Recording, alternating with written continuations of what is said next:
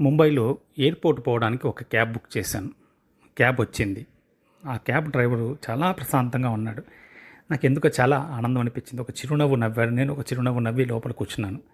ఆ కారులో కూర్చున్న తర్వాత కారు అతను స్టార్ట్ చేసి ముందుకు తీసుకెళ్తుంటే ఎంతో చాలా ప్లెజెంట్‌గా ఒక పుష్ప విమానంలో వెళ్తున్నట్టు మనసు చాలా ఉల్లాసంగా ఉండింది. ఇక భగవంతుడి గురించి ఆలోచిస్తూ ఉండగా భగవద్గీతలో కొన్ని శ్లోకాలు నా మనసులోకి వస్తూ ఉన్నాయి. అప్పుడు భగవంతుని అనుకున్నాను, అఘటిత ఘటన పట్టియేసి కదా తండ్రి, నువ్వు అనుకుంటే ఏదైనా సాధించగలవు.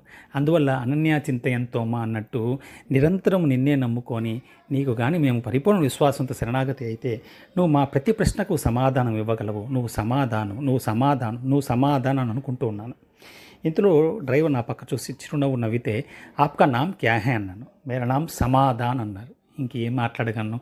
నాకు అనిపించింది ఆ కారులో శ్రీకృష్ణ పరమాత్మ మళ్ళీ నాకు భగవద్గీత చెప్తున్నట్టు అనిపించింది. జై శ్రీరామ్, జై శ్రీకృష్ణ, జై శ్రీరామకృష్ణ.